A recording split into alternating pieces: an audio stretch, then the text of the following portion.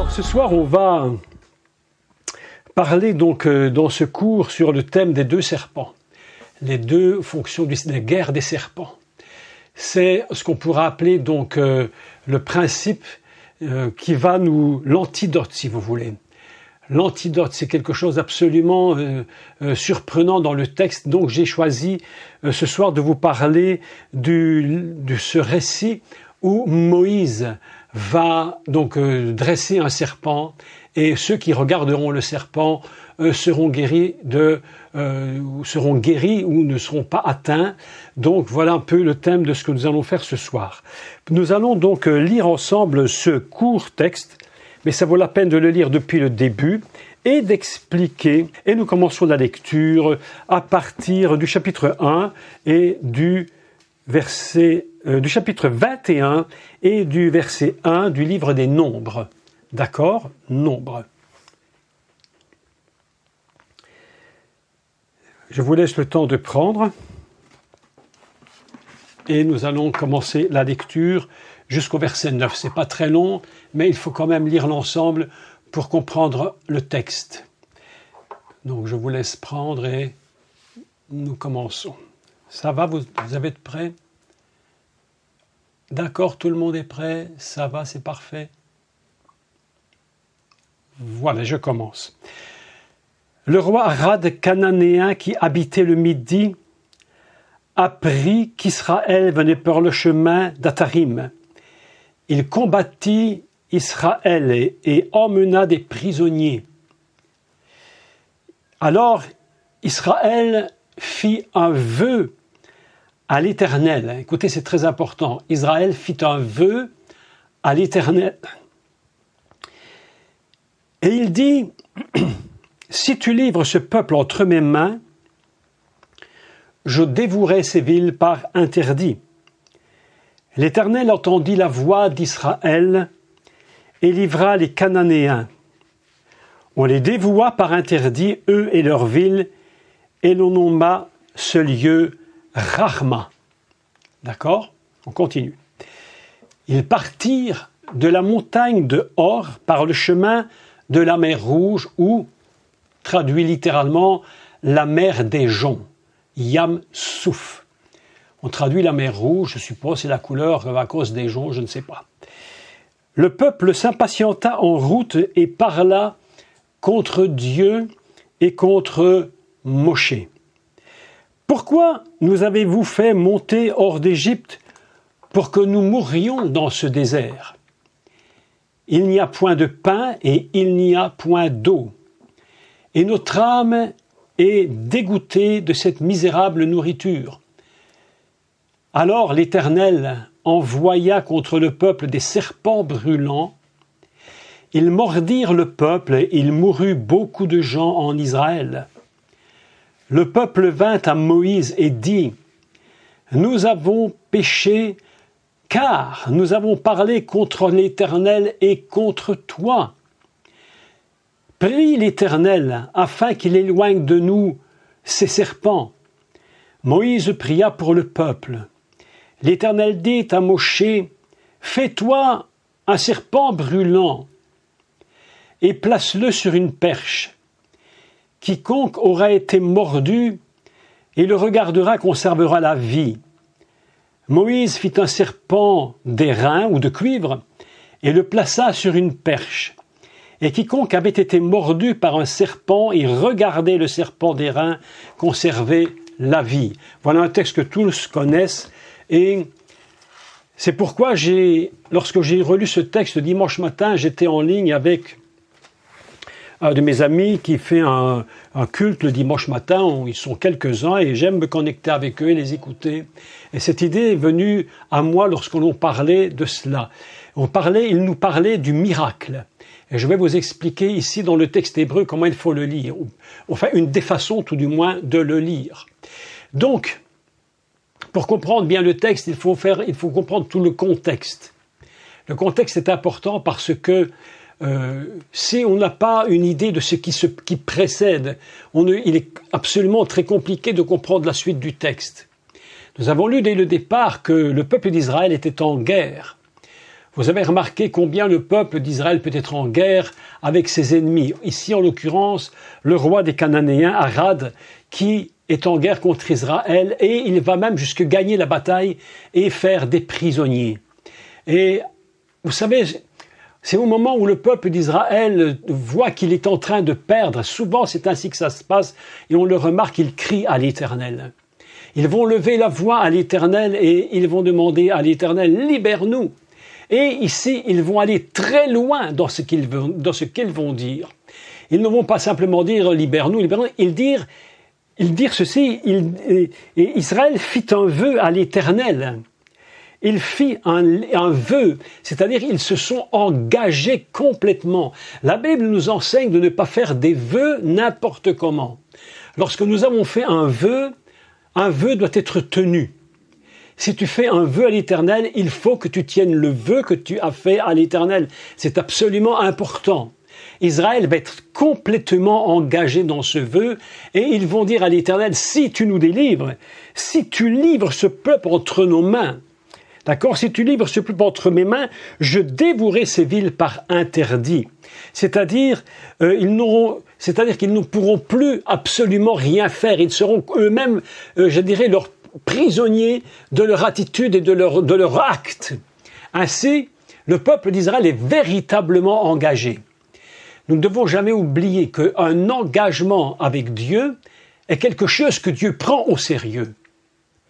Beaucoup de gens font des engagements, font des vœux, mais c'est un peu des vœux, vous savez, sans vraiment réfléchir à quoi ils s'engagent. Mais l'Éternel entend le vœu. Et lorsqu'ils entendent un vœu, ils sont liés à leur parole. Un vœu nous lie à notre parole. C'est le premier contexte de ce récit. Et puis, après avoir fait ce vœu, ils vont livrer cette ville par interdit. On appelle ça rachma, voué par interdit. Rachma, à ne pas confondre avec la rochma. C'est pas la même chose, ça ressemble énormément, mais la racine est différente. Rachma, c'est voué par interdit, d'accord? La rorma, par contre, la rorma, c'est la deuxième consonne qui change. Au lieu d'un resh, il y a un kaf, et cette lettre va tout changer parce que la rachma, c'est la sagesse de Dieu. La sagesse. Donc ici, ils vont livrer le peuple à l'interdit et ils ont fait un vœu.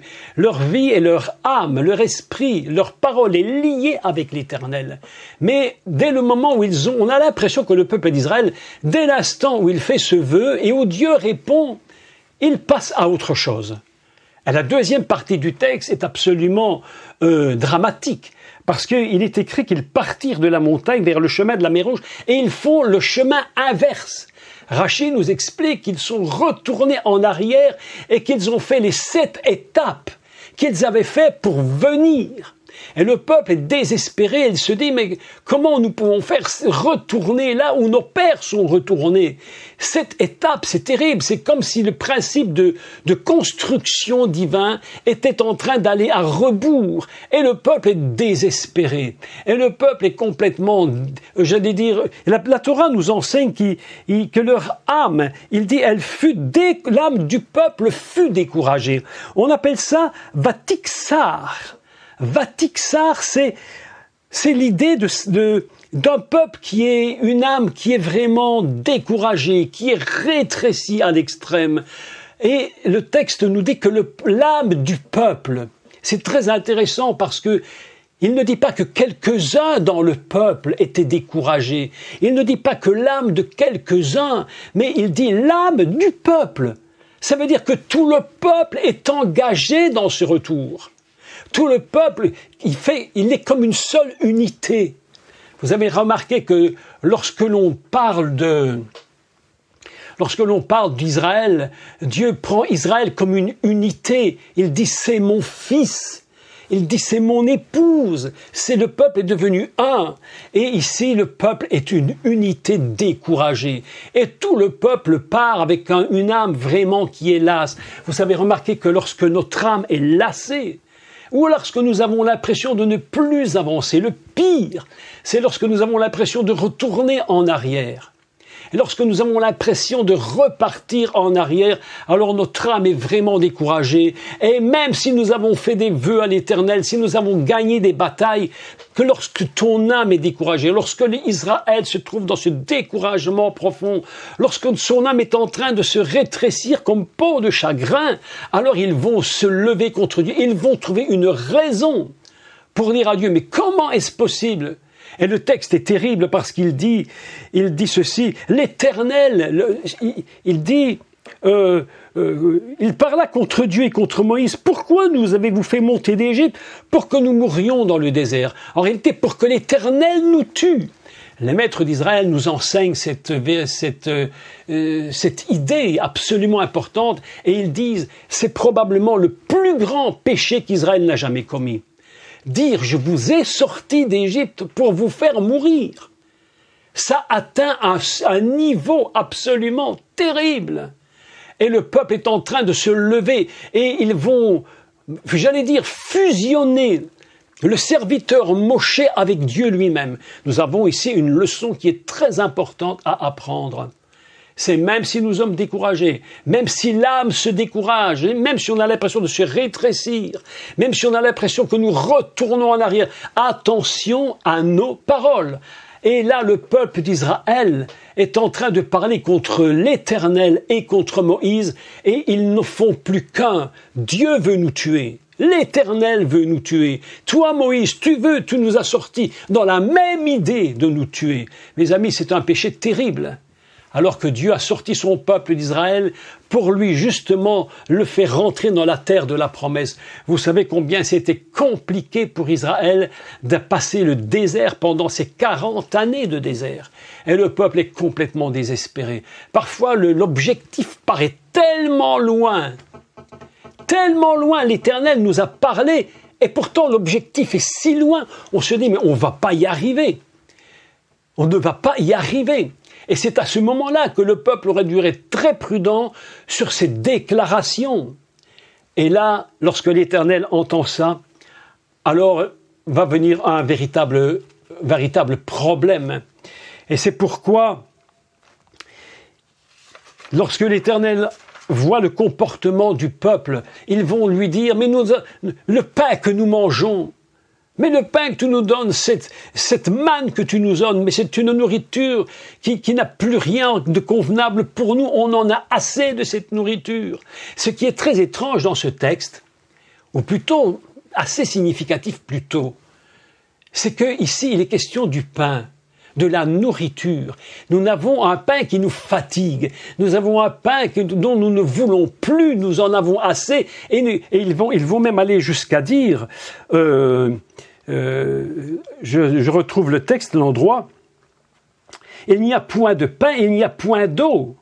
Et notre âme est découragée. C'est un ensemble. Il n'y a point de pain, il n'y a point d'eau. Alors qu'en réalité, Dieu leur a donné la manne. Dieu leur a donné le pain, cette manne tous les jours, mais ils en sont fatigués et dégoûtés et ils reprochent à Dieu. Mes amis, il faut faire très attention parce que lorsque nous faisons des reproches à Dieu, vous vous rendez compte quel niveau nous atteignons. Et ce qui est, je dirais, en parallèle avec un autre texte biblique du pain, c'est lorsque la femme, dans le Gan Éden, justement, elle-même se trouve dans cette même situation.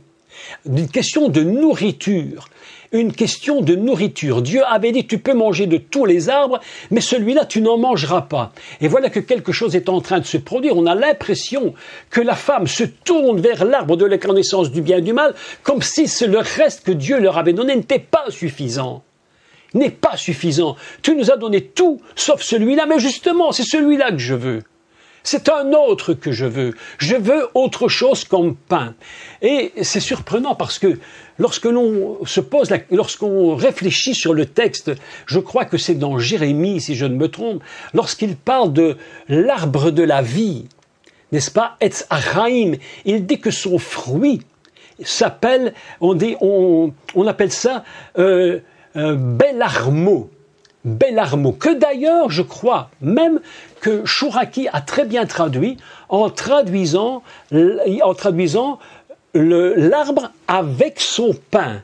Parce que dans Belarmo, qu'on a traduit son fruit, on entend lechem, le pain. On apprend donc que l'arbre de la vie, son fruit, c'est du pain.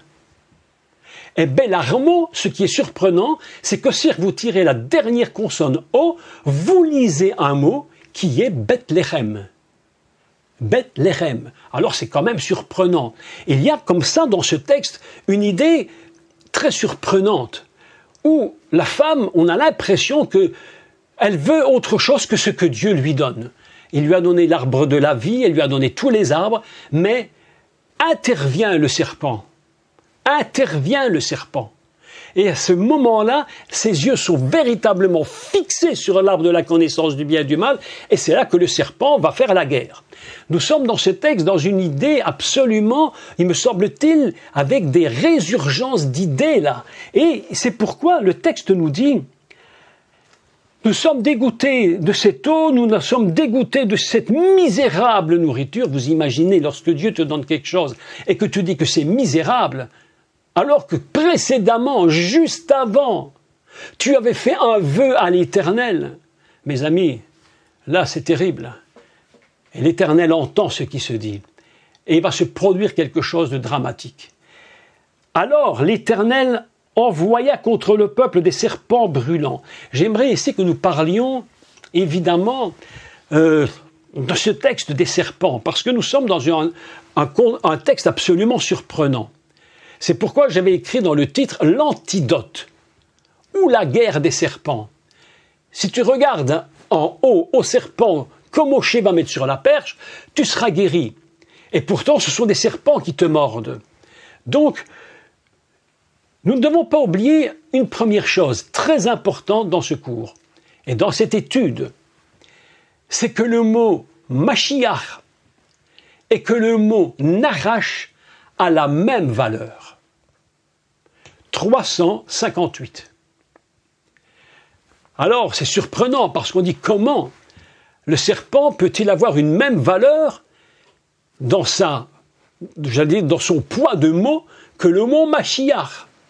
En réalité, nous devons comprendre une chose, c'est que le serpent, le diable, le serpent, veut toujours se présenter comme étant un sauveur. Il veut toujours montrer que lui, il a la réponse. Il dit, Dieu a dit que, mais moi je vous dis que. Vous attendez un Messie, et c'est ce qui se produit aujourd'hui. Nous sommes partis dans un système où le faux Messie va paraître. Il va paraître sur cette terre. Et je crois véritablement que lorsqu'il va paraître sur cette terre, ce sera bientôt. Le monde est en train de se soumettre à une idée complètement satanique. C'est pourquoi lorsqu'ils verront celui qu'ils croient être le Messie, ils seront complètement perdus. Ils seront complètement perdus. Parce que, évidemment, ils vont croire en la valeur de ce qu'ils vont voir. 358. Le Mashiach et le Narash ont tous les deux d'apparence quelque chose qui est semblable. Et c'est ce qu'on appelle, mes amis, c'est ce que Jésus lui-même disait. Faites attention à l'esprit de séduction. L'esprit de séduction, c'est l'esprit du serpent qui te séduit de telle manière que tu finis par croire qu'il est même le Messie. Et c'est terrible. Mais lorsque il est lâché sur la terre et qu'il vient te mordre, c'est là que tu perds, c'est là que tu meurs. Le peuple d'Israël se met dans une situation extrêmement dangereuse parce qu'ils attendent un faux Messie. Et ils ont un décodage de lui qui est extrêmement semblable au véritable Messie. Et c'est là que le problème va se produire.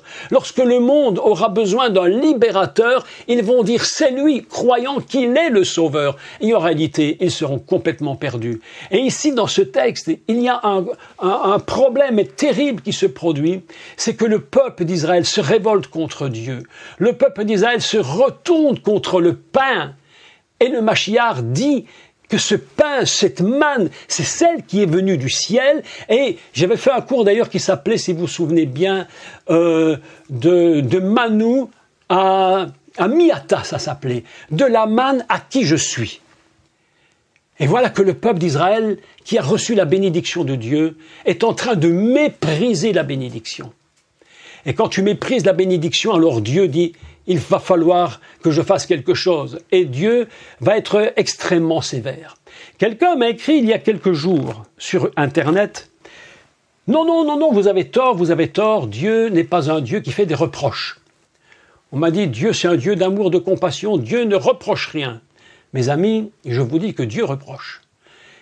Dieu a des reproches à faire à son peuple.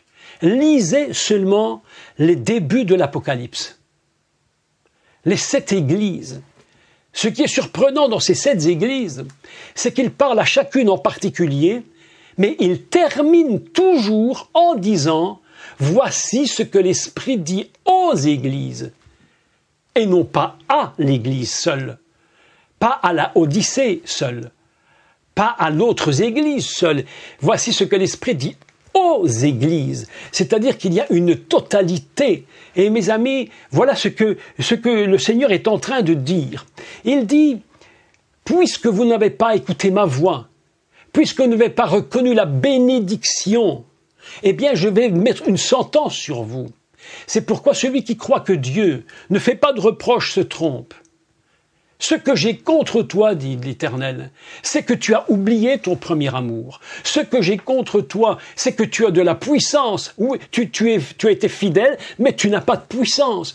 Mais garde la parole. Ce que j'ai contre toi, mes amis, si ça, c'est pas des reproches, je ne sais pas ce que c'est. Bien sûr que Dieu va reprocher des choses.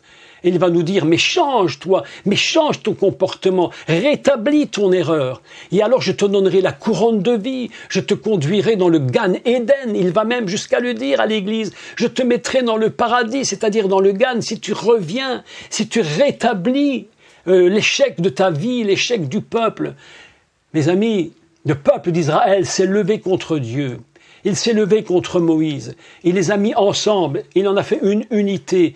Il a dit notre âme est désespérée, notre âme est minuscule, notre âme est rétrécie. Nous ne voulons plus de ce pain, nous en avons assez. Et l'Éternel entend cela et il dit alors l'Éternel envoya contre le peuple des serpents brûlants. On appelle ça Anerachim, Asepharim. Écoutez bien l'expression hébraïque ici parce qu'elle est très intéressante. Anerachim, c'est le pluriel de serpents, des serpents. Anerachim, Asepharim, qui sont brûlants. D'accord? Donc, voilà ce qui se passe maintenant. Écoutez bien, le texte est surprenant. Alors, l'Éternel envoyait contre le peuple des serpents brûlants. Ils mordirent le peuple et il mourut beaucoup de gens en Israël. Cette attitude du peuple a exaspéré véritablement l'Éternel. Exaspéré l'Éternel. Et il mourut beaucoup de gens. Le peuple vint à Moïse. Écoutez, ici c'est très important. Écoutez, le peuple, ce qu'il dit. Le peuple vint à Moïse et dit, « Nous avons péché, car nous avons parlé contre l'Éternel et contre toi. » Le texte ici est très important. Le peuple est en train de se rendre compte que ce qu'il est en train de lui arriver, le drame qu'il est en train de vivre, ils prennent conscience, le peuple dit, dans l'unité, ce qui nous arrive, c'est parce que nous avons parlé contre toi et contre Moïse, nous avons élevé la voix contre vous. Ce qui est important, c'est quoi? C'est que le peuple prend conscience de son erreur. Aussi longtemps que le peuple ne prend pas conscience de l'erreur, aussi longtemps que le peuple de Dieu reste inconscient de ce qu'il fait, il n'y a aucun moyen de guérison. Malgré la faute d'Israël, ils ont quand même un point positif, c'est qu'ils ont pris conscience que les serpents qui étaient en train de les mordre, de les tuer, c'était parce qu'ils avaient parlé contre l'Éternel et contre Moïse. Toutes ces leçons, nous devons absolument les apprendre. Parce que lorsque nous nous levons contre des serviteurs, vous savez, écoutez, les serviteurs de Dieu, les servants de Dieu sont ce qu'ils sont. Personne n'est parfait. Il y a du bon, du mauvais dans tout. Il y a parfois des choses très mauvaises. Mais une chose que nous ne devons certainement pas faire, et ça j'en suis convaincu, c'est publiquement parler et raconter toutes sortes de choses mauvaises. sur les serviteurs de Dieu. Ils sont ce qu'ils sont, mais attention à nos paroles. Parce que lorsque tu touches à des serviteurs de Dieu qui eux-mêmes sont des hommes de Dieu, même s'ils ne sont pas parfaits, en réalité, tu es en train de toucher toi-même à Dieu et tu t'étonnes que ta vie n'avance pas. Vous savez, en général, quand on critique, on ne se rend jamais compte que nous-mêmes, nous pourrions avoir certains problèmes dans notre vie. Et nous critiquons les serviteurs de Dieu. Il faut être prudent par rapport à cela. Ils ont touché à Moïse. Ils ont touché à l'Éternel. Et ils sont en train de prendre conscience que c'est parce qu'ils ont fait ces choses que l'Éternel les a punis et qu'ils ont été mordus par des serpents. Mais le texte qui suit est vraiment très intéressant parce qu'il dit ceci. Nous avons péché car nous avons parlé contre l'Éternel et contre toi. Prie l'Éternel, afin qu'il éloigne de nous ces serpents. Mais le texte hébreu ne dit pas tout à fait ça. Il dit prie l'Éternel, afin qu'il éloigne de nous le serpent, au singulier. Ça me fait penser à cette histoire que nous avions déjà expliquée avec Jacob. Vous vous souvenez de Jacob lorsqu'il avait mis sa tête sur les pierres. Il avait rassemblé les pierres et il avait couché sa tête sur les pierres. Et lorsqu'il s'est réveillé, la Torah nous enseigne qu'il n'y avait qu'une seule pierre. Toutes les pierres étaient devenues une seule unité. Nous avons ici quelque chose d'un peu similaire dans l'idée. Ils sont piqués par des serpents multiples et beaucoup meurent. Mais lorsqu'ils demandent à Moïse, on a l'impression véritablement qu'ils ont tout à coup l'idée réelle de ce qui se passe. Et ils ne disent pas à Moïse, prie pour que les serpents s'en aillent, qu'ils s'éloignent. Il dit, prie pour que le serpent s'éloigne de nous. Et le serpent, c'est qui? C'est le diable. Le Seigneur a permis, Dieu permet. Mais c'est vraiment terrible que le Nahash vienne et libère une puissance contre son peuple. Nous n'avons même pas trop conscience parfois de ce que les attitudes que nous pouvons avoir peuvent provoquer. Faisons très attention. Le peuple d'Israël n'étant pas du tout prudent, c'est l'Éternel qui relâche. Ils sont en train de mourir. Et tout à coup, le peuple prend conscience. Et ils ne veulent même pas prier eux-mêmes. Ils se rendent compte que leur prière n'a même plus d'accès. Ils disent, Moïse, s'il te plaît, prie toi-même. Prie toi-même, afin que l'Éternel éloigne le serpent au singulier. Voilà un texte vraiment magnifique. L'unité, tous ces serpents deviennent une seule et même chose. Le Nahash lui-même, en personne. Mes amis, quelle leçon pour Israël, mais quelle leçon terrible. Alors, ici nous allons parler évidemment d'un texte vraiment surprenant, parce que c'est vraiment le combat des serpents. Dieu aurait très bien pu dire à Moïse, écoute, le peuple a entendu, le peuple a compris, je suis en quelque sorte satisfait de son comportement, ils viennent de se rendre compte de leur erreur, tu m'as prié, je fais partir les serpents. Mais voilà ce que répond l'Éternel. L'Éternel, Moïse pria pour le peuple. C'est toujours intéressant de relire, pour le peuple. On est toujours dans une même unité. Il considère l'unité, d'accord? Moïse pria pour le peuple. Et l'Éternel dit à Moïse, fais-toi un serpent. En réalité, fais-toi un saraphe. Saraphe, c'est très intéressant parce que il dit, fais-toi un saraphe, saraphe vesim oto al nes. C'est-à-dire, fais-toi un serpent, d'accord, et mets-le sur une perche. Il y a donc ici des mots hébreux dont nous allons essayer de comprendre le sens. Au verset 8, le mot saraphe, serpent, si vous prenez rien que cette racine saraphe, dans sa valeur ordinale, elle vaut 58. Écoutez, c'est très très intéressant. Il ne faut pas se tromper. Lorsque c'est Dieu qui intervient, la valeur des mots va prendre un sens particulier et nous allons toucher un niveau, je dirais, de l'au-delà, du monde divin. Fais-toi un serpent et mets-le sur une perche. Donc, Saraf, sa valeur numérique est de 58. Je me suis dit, c'est quand même surprenant, parce que il y a quelque chose qui se cache derrière ce serpent. Il y a quelque chose de particulier. Tu as touché à Dieu, tu as touché à sa parole, tu as touché à ce qu'il est réellement. Au commencement était la parole est Dieu. Tu touches à Dieu, tu touches la parole. Ils font donc un retour vers cette parole, que tu comprennes de quoi il s'agit. Eh bien, il y a un autre mot, évidemment, qui est très intéressant et qui vaut 58, exactement le même point. C'est le mot à Torah, la Torah.